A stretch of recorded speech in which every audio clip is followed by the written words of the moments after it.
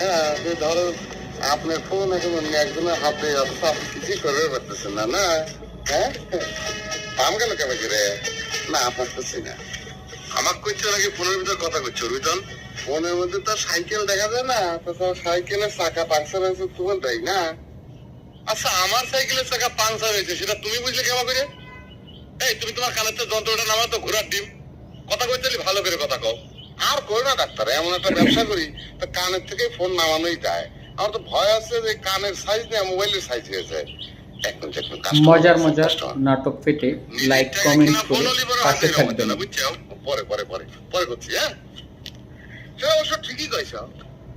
তোমার কোনো স্ট্যাটাস জ্ঞান নেই। কি করছো? তুমি একটা ডাক্তার, জাপান তোমার নাম, একটা ফরেন নাম, আর তোমার একটা মোবাইল ফোন নেই, সেটা হয়? ভাই, আমার মোবাইল ফোনের কোনো দরকার নেই। সবাই শোনো, আমি যাকে চিকিৎসা করি তাকে কারো কাছে মোবাইল ফোন নাই।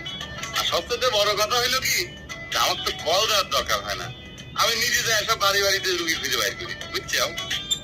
ওরে আমি তো সেটা করছি না, আমি করছি যে সেটা তোমার মোবাইল ফোন দরকার নাই, কিন্তু স্ট্যাটাসের একটা ব্যাপার আছে না? এই যে এতগুলো ফোন আমার আমার এটা দরকার আছে, আমি তো একটা স্ট্যাটাস মেনটেন করতেছি।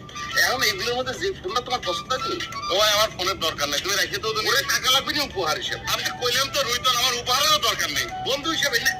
ও ভাই, একটা কথা শোনো, এই সারিসুরি গ্রামে আমি রুগীর চিকিৎসা করি দেয়, নানান রকম মানুষের নানান কথা আমার শোনা লাগে। আমি আর কথা শুনতে চাই না, আর তোমার উপহার নিয়ে আমি তোর দলে নাম লেখাতে চাই না। বুঝছো?